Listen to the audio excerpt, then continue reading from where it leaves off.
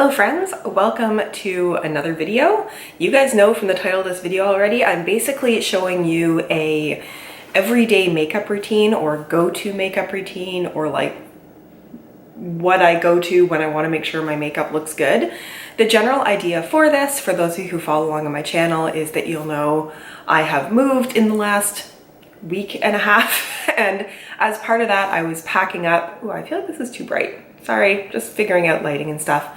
I was packing up everything to move. You guys saw I did a bunch of declutters, and then as I was packing, I knew I wanted to pack away most of my makeup, but then keep my one little travel bag of those essentials so that I'd be able to do my makeup over the couple of weeks as things got packed and unpacked. And I thought, well, this is a really good litmus test of what is it I actually reach for, what is it I go for when I want my makeup to look my best and I can only pack a certain amount of it. So I'm gonna do my makeup today with this, show you how I do it, and yeah, hopefully this will give you some ideas. I think I've done one of these before and some products haven't changed, but some have, so let's go. But first, I need to do my not as good looking before face for the thumbnail. It's where you make the unimpressed looking expressions. Let me zoom you in a little bit. I think it will help with the lighting as well. And then you can also see what you're doing. I feel like I should sit here so I block the ring light, but hope it doesn't bother you guys too much. Also, I bet those people in that building really wonder what the hell I'm doing with this like super bright light and sitting with my back to the window talking. Yeah, not at all self-conscious. So as far as primer, sometimes I will, sometimes I won't. If I have a good hydrating base, if I've just moisturized, sometimes I'm fine with that. I do find over the last couple of weeks while I've been moving, I've been a little bit more stressed. I'm having a couple more little like breakouts and things. So I do like using a smoothing blurring primer. I enjoy this Cover FX one. It's the blurring primer. It very much acts like Professional. But you know, not only is this pore filling, but it's generally smoothing. So I tend to use it not only in the areas where my pores are, but also the areas where I want to have a slightly smoother base. And for me, it's this area. I have wrinkles around my lips. I'm getting sort of those vertical kinds of wrinkles that you get as you get older, because I am 40. And also, I will often do some like fuzz removal from my upper lip with like shaving. I haven't done that in a little bit, so I do find that because of that, one of the main things I'm looking for in my foundation is to make sure it doesn't start to gather and not look very good in my upper lip area until I get a chance to like dig out my proper razors and take care of that. So really, it's just a smoothing base. So some of you will know that my preference is, you know, I don't have a huge amount of scarring or things I want to cover, so I like having a foundation that is very skin-like, that evens things out, but I don't really want it to be full coverage. I want it to look natural. I recently did a review on this CoverGirl Outlast and I'm really enjoying it, but I have recently discovered I enjoy it even more when I mix it with a drop of the Wander Beauty Glow Ahead Illuminating Face Oil. I received this in my last BoxyCharm, and thank you. One of you in the comments mentioned mixing this into foundation, and I know I've seen other people talk about face oils into foundation. I think it's a trick that Tati has done. And I'm sure it's not unique to this one. Probably any face oil that agrees with your skin would work, but I have this one handy. It drops very well, and it does have kind of an illuminating quality to it. So what I've been doing is taking, I don't use a huge amount of foundation, so just a little bit there onto my hand. That may or may not be enough, but let's start with that. And then this comes out very nicely in dropper form. So just kind of a big drop of that, and then I'll just mix it together with my finger and put a little bit on my face to blend. Now, I do oftentimes enjoy using a beauty blender. However, I'll mostly use a brush if I'm keeping my makeup contained, like I am in this little bag, because I don't love dampening a beauty blender and then putting it into an enclosed space. I feel like that's how you get like mold and bacteria. So I prefer using a brush which doesn't have that moisture. And you know, you can see this is a super thin layer of foundation. I probably could have mixed a little bit more, but I don't mind this. I mean, for me, I want my freckles to show through. So I really just want my skin to look evened out and as flawless yet natural as possible.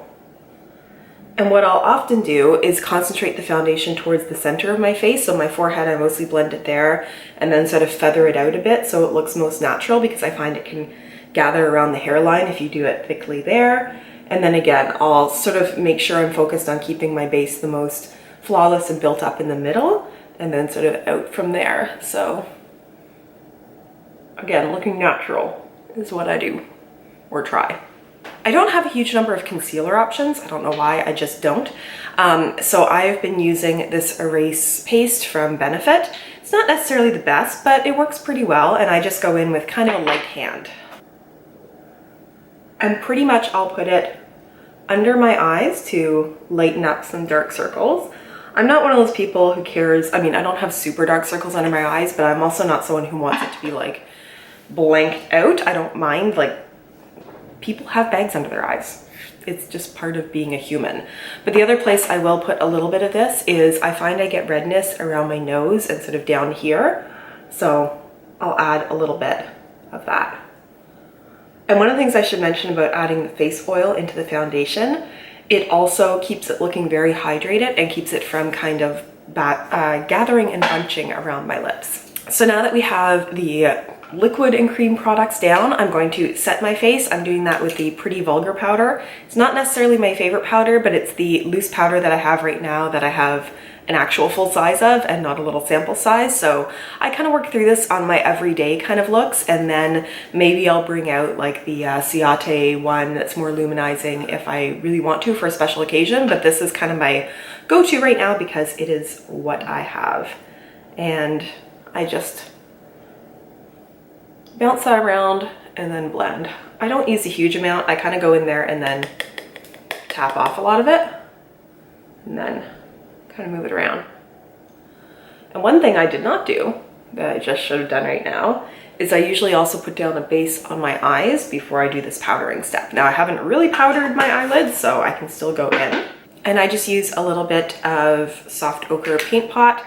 I'm actually, well, I might do a little bit of something on my lids today, but I just want my lids, whether or not I do anything with eyeshadow, to, like, if I put on all this foundation and don't do anything to my lids, then they look weirdly red compared to the rest of my face. So I don't want that. So I tend to use this base either way, or I'll just go over with foundation and make sure I set it. There we go. And because that is a cream, I'll set it down a little bit too. So I think our next step at this point is brows. I either do brows or I do cheek products at this point, but let's do brows. And I have been using my Iconic London Cushion Brow product. So my brows right now are messy. I've done a little bit of plucking, but you can see I really need to go and get them waxed and cleaned up. So what I find with this product is it does kind of help me just make more of a shape of my unshapely brows so that it sort of keeps them looking more brow-like. So it comes with a little spoolie and applicator, and I just sort of comb my brows up a bit. I don't know why, I think just to sort of get them into a little bit more of a shape, although I don't end up setting them with anything, so they kind of do their own thing. But then I will go into, there's a lighter and darker shade in here. I go into the lighter one. And what I do is first tap it sort of like into my brow, because the first couple of strokes will have the most pigment on the brush, and I just want to make sure that's not like a stark line. But then I will line under my brow in one motion, and then also over. I might need to go back in, and every time I go back in I make sure I'm sort of tapping off some in the middle of my brow and then over. And then I sort of fill in now that I've made a shape for my brows. Oh, I made that one a little thicker than I usually do. And repeat on the other side. I think it was Sophia Nygaard once I heard saying that basically with her brows, she's just trying to make them all part of the same family. And that's kind of what I'm trying to do, is just give a little bit of definition so they all come together. And then one of the things I like about this product is it dries super quickly. So then every time I do my brows, I'll go back in with the spoolie fairly hard because I want to brush out any lines that are in there so there are no harsh drawn in lines. Just sort of feather it out a little bit. And I have super dark brows going on right now. Oh well. I'll do cheek products next, and I'm going in with one of my favorite blushes. This is the only one I packed. It's the Pixie by Petra Fresh Face Blush in Beach Rose. It's just a really nice sort of coral / brown toned blush that I think complements my complexion. There we go. Then the highlighter that I have been using lately is this little sample of the Balm's Mary Luminizer, and I'm just going in with my finger and running it down my cheeks to get a little bit of glow, which may or may not show up. There we go. Just to give a little bit something. It's a pretty natural, subtle kind of highlight. And I'll do a little bit there, a little bit there. But after I've done that, I'm going to go in with a illuminating setting spray. So I get a little bit more illumination from that. And that is my Cover FX Illuminating Setting Spray. I feel like I have about a quarter of this bottle left. And for this, it is quite illuminating. So I try to use a little bit all over my face and then maybe concentrate a bit more towards the outside. Otherwise, I just get super shiny around my pore area.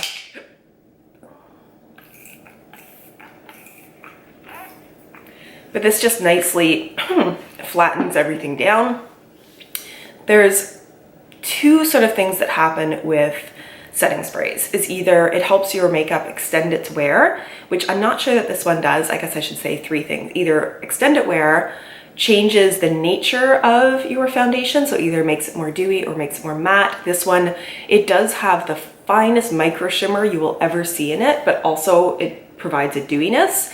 And then I also find that if you use it over your powder products, it just kind of flattens everything down, merges it with your skin, and makes it look more lifelike. So right now I have left to do eyes and lips, and what I am going to do is my eyeliner first, because I like my eyeliner to be able to dry and set before I go in and put my eyelash curler. I've mentioned this eyeliner before, but this is the Butter London Glazin Lustrous Liner in the shade Disco. The only thing I don't like about this liner, gonna focus for me, is that it's got shimmer in it, which isn't great, but this stuff is bomb-proof.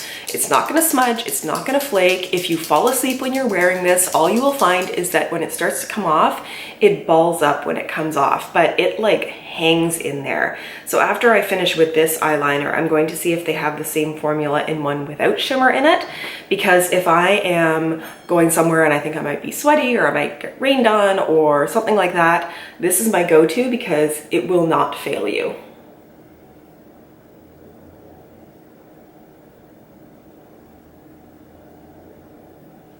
And I enjoy the very fine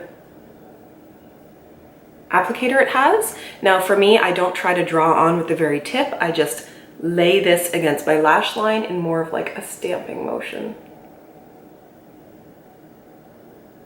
And I don't do a huge wing or anything. My face shape, or my eye shape, I should say, is not great for wings because I have pretty hooded eyes, but I like the way that just stamping this along the lash line emphasizes my eyes. As I let that dry, I will do my lipstick. I did pack 3 lipsticks. You guys have heard me talk about the first 2 forever. These are 2 Ofra lipsticks. The more orange shade one is Miami Fever, and the more brownish toned one is Verona. Between the 2 of these and mixing them, I can go from very orange to very brown toned, which is much more natural looking.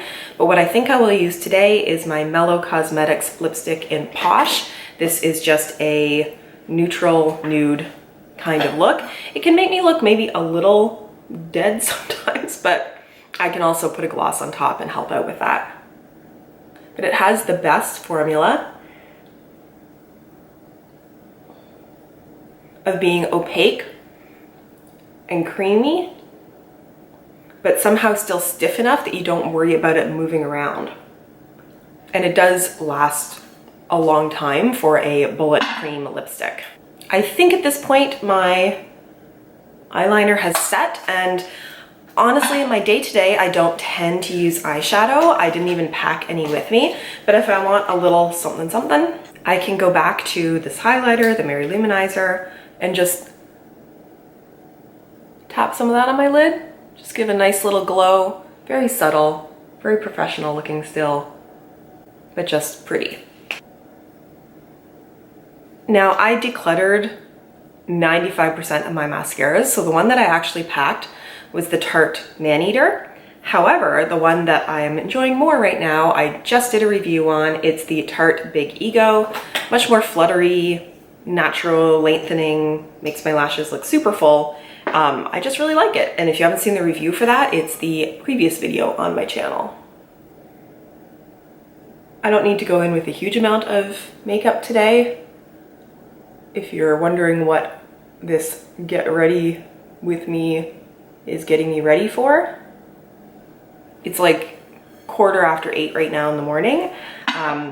My landlord lost my post-dated checks, so I'm going to the bank to change all my account information so nobody steals my money. So that's what's the first thing I'm doing today is. And that is the final look with all of my favorite go-to products. Let's zoom you out for the final look. And there we go. You know, pretty natural, just adding to what I have, making my skin look a little better, emphasizing my eyes a little bit more, just giving my face some more shape. And yeah, I am fully happy to head out into the world right now. And you have now seen absolutely every product that I kept out of packing so that I could access it over the last couple of weeks. Thanks so much for joining me today, you guys. I look forward to seeing you in my next video. Bye.